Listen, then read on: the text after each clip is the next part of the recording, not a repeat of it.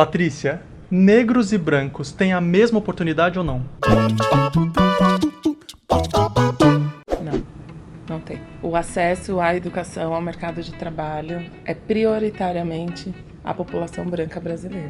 E posso já te interromper e falar uma coisa? Eu não consigo entender como tem gente que ainda fala que não existe mais racismo. É coisa da nossa cabeça, né? Você entra em qualquer empresa e você vê claramente que tem diferença, que não é proporcional. Se a população negra é 54% autodeclarado, porque o IBGE, quando vai fazer pesquisa na nossa casa, ele pergunta como você se vê, como você se declara. Não é nada imposto. Então a pessoa se declara ou preto ou pardo. Preto, quem tem a pele bem escura, e pardo, os mestiços. Filhos ou netos de brancos com negros, como eu, que tem a pele um pouco mais clara, mas que tem o fenótipo, toda a característica negra. Cabelo afro, nariz, boca, que você sabe que tem uma afrodescendência. Tanto que muita gente usa a palavra afrodescendente. Então você sabe que o conjunto de pretos e pardos são os negros. Se a pessoa se autodeclara, se reconhece como negra, e a gente sabe que é a maior parte da população, por que essa população não está representada nas empresas? Exatamente. Lembrando, foi legal você falar isso sobre que as pessoas que se declaram, né? Porque quantos também são os negros que não se reconhecem negros, muitas vezes, É muito triste, né? essa questão da identidade racial no Brasil, porque tem muita gente que nega porque parece não se assume como negra. Porque parece também que a história foi apagada. A história africana no Brasil, essa não existe. Existe a história europeia. Tem um historiador, que eu não vou lembrar o nome, não é a minha expertise, que conta exatamente isso, que teve alguns governantes que mandaram apagar mesmo os registros dos escravos que vieram para o Brasil. Que, por exemplo, eu sei das histórias que a minha avó contou, que ela nasceu numa fazenda de escravos, mas a gente não consegue chegar no nome do meu bisavô, do meu tataravô, para saber qual a origem, qual lugar de África que eles vieram. Os nossos sobrenomes foram dados pós-alforria.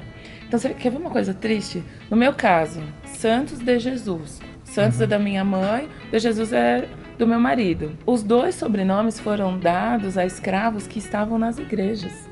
Então, dos santos, das igrejas católicas.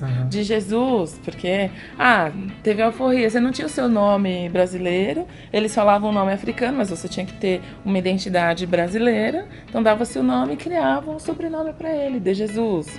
Ou da Silva, do cara que estava na fazenda do fulano da Silva. Aí saiu com o da Silva, de Oliveira. E é triste se saber que você tem uma herança genética de escravos que serviram à igreja.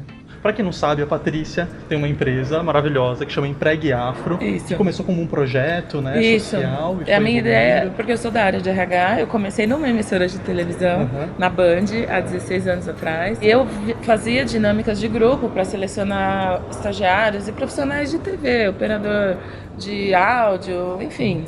E não vinham negros nas seleções que eu fazia. E aquilo começou a me chamar a atenção, me deu uma inquietude. Por quê, Como assim não vem negros? Porque eu nasci na periferia de São Paulo, perto de Heliópolis, com uma negrada.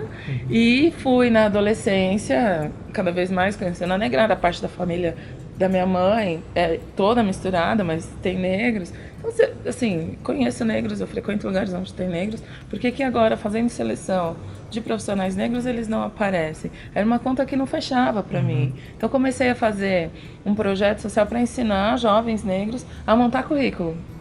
Porque era uma dificuldade, até hoje é uma dificuldade geral brasileira de montar um currículo. Isso um currículo atraente. Imagina quando a pessoa não teve algum auxílio ou não teve oportunidade. Não tem essa questão, né? Da autoestima, pega muito pra gente, né? E aí eu comecei a fazer o projeto em faculdades onde tinha universitários negros com coletivos negros.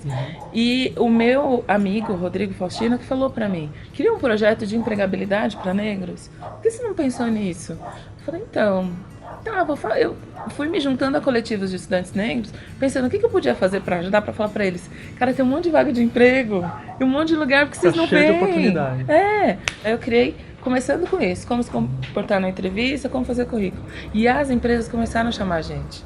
Então foi uma iniciativa até das empresas mesmo. As empresas acharam a gente na internet e começaram a entrar em contato comigo e falaram, Patrícia, eu vi que você está fazendo umas palestras, que você reúne estudantes negros nos lugares, por que você não faz uma seleção? Você não é de RH? Você já não faz isso? Falei, então é porque eu acho que eles chegam até aí, mas eles não vêm. Aí eu descobri uma outra coisa, que as empresas falam isso, algumas. Eu não consigo ter candidatos negros no meu processo seletivo porque eles não vêm. E aí eu fui perguntar para as pessoas e muitas falam isso. Nossa, TV Bandeirantes, por exemplo, onde eu comecei, eu acho que não é para mim. Nunca vou conseguir entrar. Porque eu não vejo apresentadores negros, eu olho nas propagandas, não tem negros, eu não vejo jornalistas negros, então eu acho que não é para mim. A Imagina em importância 2000, da representatividade, não é? 16 anos atrás, não tinha. Hoje quase não tem. 16 anos atrás eu tinha. Sim.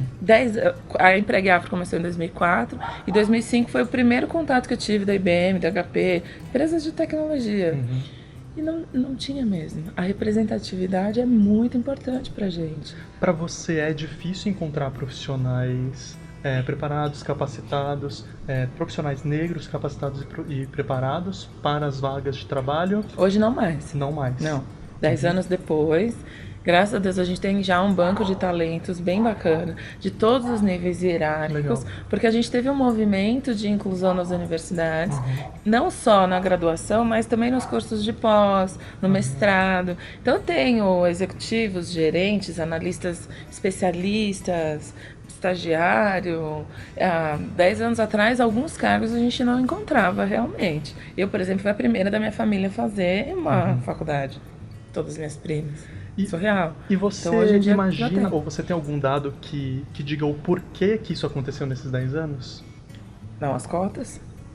São as cotas. Para mim, um dos fatores são as cotas. Então, a discussão sobre o negro no Brasil começou fortemente com a questão das cotas. Porque muita gente se posicionava contra, muita gente se posicionava a favor. Hoje, né? Até hoje. E já passou pelo Supremo Tribunal Federal, as cotas são declaradas constitucionais, assim, não, se você é contra, meu amigo, você tem que Volta rever. 10 anos atrás. Porque já é oficial no Brasil, né? Eu queria muito conversar um pouco sobre cotas. Eu acho muito importante explicar, às vezes, mais minuciosamente qual que é o papel das cotas. Estava vendo um texto, e eu vou falar que é do Rodrigo Constantino, porque eu estava vendo mesmo, numa arrogância num nível absurdo, discutindo cotas. Primeiro, um homem branco, né, heterossexual, discutindo, mas tudo bem, vamos lá, né? E ele falava muito sobre essa questão de, mas negros também escravizaram negros, porque, né, existe a questão da compensação histórica. Mas eu acho que muita gente não entende o que é a compensação histórica. Compensação histórica não tem a ver com, assim, você me fez mal, eu quero me vingar. Não é isso. Não, gente, é porque historicamente nós somos excluídos, exatamente, né? Então, assim, primeiro, negros não escravizaram negros. Daí começa quem assistiu que passou agora um seriado sobre Conta Quintê, viu a história contada da escravidão nos Estados Unidos, que foi muito parecida com a nossa aqui no Brasil.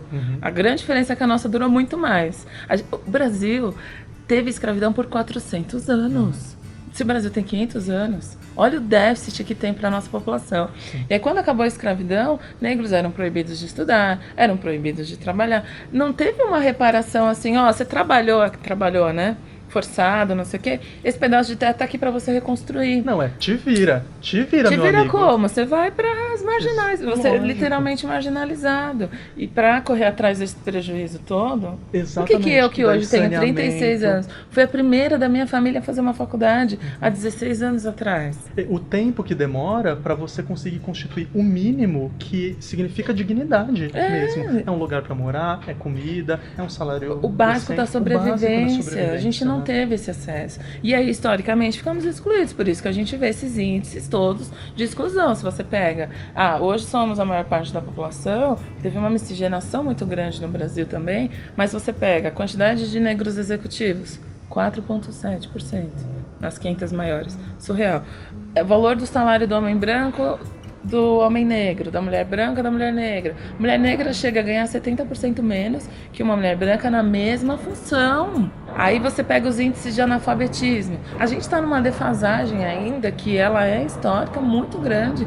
Tem um gap muito grande entre brancos e negros no Brasil. Então, assim, para olhar essas estatísticas e olha se as cotas não são uma medida, é uma ação afirmativa. Cota para mim, de verdade, Rubem, é falar para aquele estudante da periferia, vai lá estudar, é falar para ele, existe uma chance de estudar. Estuda, né? Estuda, Confia, vai você fazer pode faculdade, ter é chance. possível. Existem empresas que querem sim contratar gente. Existem sim oportunidades. Eu fui fazer uma palestra na periferia, em Itaquera, na Coab, tinha 180 jovens. Eu fui falando do meu trabalho e num determinado momento falei, levanta a mão quem vai fazer faculdade. Ninguém levantou a mão. Você tá brincando. Ninguém queria fazer faculdade. Aí um deles falou pra mim assim, fazer faculdade pra quê? Pra ser excluído? O meu primo, fulano, fez lá 4 anos de faculdade e conseguiu emprego na área. Às vezes tá criou lá. uma dívida. Cria, né? Porque você não passa nas públicas. Exatamente. É muito surreal. A minha mãe, com muito sacrifício, pagou etapa pra mim. Eu passei na primeira fase da USP e a segunda. Surreal, gente. É pra quem tem um nível de educação básica e faz cursinho e consegue atingir aquilo. É pra quem não tem um nível de educação básica, é pra quem tem um nível de educação avançada, fora do comum. Fora do comum. E que a gente acha não tem muitas na vezes escola que é o pública. normal. E eu queria tomar um espaço 5 minutos para falar um pouco também com as pessoas que são privilegiadas, porque eu acho que esse é o nosso papel, né? Quando você é homem, cisgênero, branco como eu sou, quer dizer, meio branco, meio asiático, mas eu também sei do meu privilégio asiático, né? Sim. Que existe todo o conceito de perigo asiático, o perigo amarelo e tal. Eu queria falar com você porque, assim, a gente precisa tomar vergonha na cara. A gente precisa tomar vergonha na cara, Patrícia, porque, mas ele, como assim, tem cotas, então eles vão tirar a minha vaga? A vaga não é sua. Você percebe na fala? Porque a cota você já existe pra branco, né? A cota já existe pra Vamos você desde combinar. que você nasceu. Exatamente. Porque você tem comida do bom e do melhor, porque você sai na rua, pede um táxi e você não sabe que é o táxi não parar pra você. Você sai na rua e você não é humilhado, você não vai numa entrevista de emprego e as pessoas não olham de cima a baixo pra você, as pessoas não confundem com você com uma empregada doméstica dentro do elevador, né? São exatamente. muitas situações que fazem o negro hoje no Brasil tá em outro patamar e não é por conta de capacidade. Muitas vezes acontece do negro não estar bem preparado, como você falou mesmo, porque ele não teve oportunidade, mas não tem Não tem uma nada a ver referência, com não tem uma capacidade. representatividade. Representatividade. Pessoa branca no Brasil olha pra qualquer lugar. Quero Ela ser se médico. vê. Posso me ver. Queria fazer medicina. Meu pai falava assim pra minha filha: medicina não é pra gente. Medicina para negro, pobre, nordestino, que meu pai nasceu no Nordeste, veio. Eu nasci aqui, mas ele é nordestino. E realmente eu olhava, eu não conhecia nenhum médico negro, pobre, nordestino, preto. Não tem. E é louco, porque daí você ouve isso do seu pai, daí você começa a pensar, você começa a Por que se eu colocar. tenho algumas carreiras que não são pra mim? É. Por que não? E aí quando eu fui trabalhar na Band, ele falou: ai, Patrícia, televisão. Televisão também não é pra gente. Não tem negros na televisão. Eu não vou votar nos bastidores. Não, mesmo assim, filha, por que você não se contenta em ser professora? Porque ele também, depois eu não condeno, eu entendi que o Lógico. processo histórico para ele Com também certeza. foi tão excludente, ele foi metalúrgico. Ele não queria que você sofresse. Ele não queria que eu sofresse. É isso. E eu sei que tem muitos pais também que pensam isso. Mas, graças a Deus, a gente tem um movimento de autoestima crescente. A gente tem propagandas. Também é legal a gente falar dos exemplos positivos, Com né? certeza. A gente tem as empresas, as minhas clientes e outras empresas que querem contratar, que fazem um programa de inclusão, de diversidade, não só para negro, como para a população LGBT, para a população trans. A gente entra em empresa que fala assim: você tem trans negra? Eu falei: nossa, eu não tenho, mas eu acho, pode deixar. Porque eles querem ter essa diversidade, querem ter essa construção de pensamentos diversos, porque ela sabe que atinge um cliente diverso, porque ela sabe que pode vender mais também. Com sabe? certeza. E também porque, assim, quanto mais diferente a discussão com pessoas diferentes, sempre é melhor porque você cresce. Você discutir com os iguais... Que tem um histórico você de vida crescer. parecido com o seu, que tem os privilégios o mesmo que o seu, traz a mesma visão de tudo, não vai acrescentar muito. Eu acho que tem uma questão também dentro das cotas, eu não sei, você me corrija se eu estiver errado, mas que é além de dar a oportunidade do trabalho, do estudo, né, de inclusão nesse aspecto, mas também de permitir que o branco e o negro convivam durante 4 anos. Gente, porque olha, humanizar o que essa tem relação. de gente nessa bolha. Eu entrei numa empresa que a moça falou pra mim, depois que eu terminei a apresentação, eu explico sempre esse contexto do negro no Brasil, por que tem essas disparidades, eu falo das estatísticas e falo porque é importante a inclusão. E aí, beleza, as pessoas entendem, e a moça: posso te dar uma carona? Tá bom, pode. Ela falou assim, quantos anos você tem? Na época eu tinha 33. Ela falou: eu também tenho. Eu nunca convivi com uma pessoa negra. Eu falei: não, mentira. Ela, não, nem os empregados Gente, da minha como casa, ela assim? mora no Jardins, num condomínio fechado. Nem os empregados da minha casa, recepcionistas, nunca tinham convivido com ninguém negro. E quando você veio me falar dessa disparidade toda, eu comecei a pensar, aí eu, Patrícia, quando eu pensei em desistir, eu lembrava do depoimento dela. Porque ainda tem brancos brasileiros, principalmente aqui em São Paulo, que também a sociedade brasileira é elitista, que vivem totalmente separados, não tem contato nenhum. Eu falei, não, em algum momento você deve ter invisibilizado essas pessoas, porque não é possível. Ela, não, porque não tinha nem de pele clara. E aí eu conheci alguns gestores de empresas terceiras para alguns condomínios de luxo, que eles falam que as próprias pessoas, quando contratam, falam, a gente não quer negro, nem nordestino. Então existe um perfil também, porque eles não querem a menor aproximação, gente, que surreal. Que sociedade é essa que a gente construiu? E agora a gente tem que, as cotas é uma das questões, é uma questão afirmativa, a gente tem que criar uma sociedade mais justa, mais igualitária. Não é possível, a gente precisa evoluir. Porque não dá mais pra todo mundo discriminar é uma ser pessoa humano. por causa da cor da pele dela. Não faz mais sentido isso em pleno 2017, né, gente? Então, não faz. E os casos absurdos que a gente vê de racismo e as coisas absurdas que a gente ouve e a gente acompanha, não dá mais. Então, ainda bem que tem um movimento crescente de empresas pensando não só na responsabilidade social, tudo bem, quando você pensa em responsabilidade social, é a mesma coisa da sustentabilidade. É a coisa certa a se fazer, porque o meio ambiente está se degradando. Sim. Mas, do ponto de vista estratégico de negócios, é mais do que a coisa certa a se fazer, porque isso traz lucratividade. E a questão racial vai trazer ainda mais para os próximos anos. E que bom que está trazendo lucratividade também, porque é mais uma força para colocar. Sim, porque o cliente é maioria negra, porque a população é maioria negra, é a maioria que consome, é a maioria da população economicamente ativa. Então demorou para fazer essa ligação com esses pontos, né? Obrigado.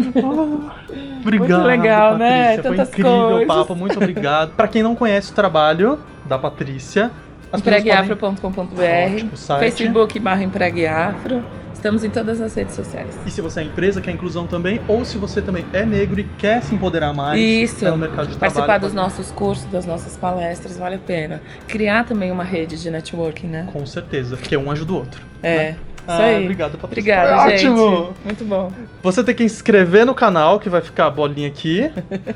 A bolinha vai ficar aqui. E daí tem mais 2 vídeos que vão aparecer em algum outro lugar aqui, que são outras conversas que a gente teve também. E é isso. Se inscreva no canal, já falei. Façam seus comentários também aqui embaixo que a gente discute. Tchau!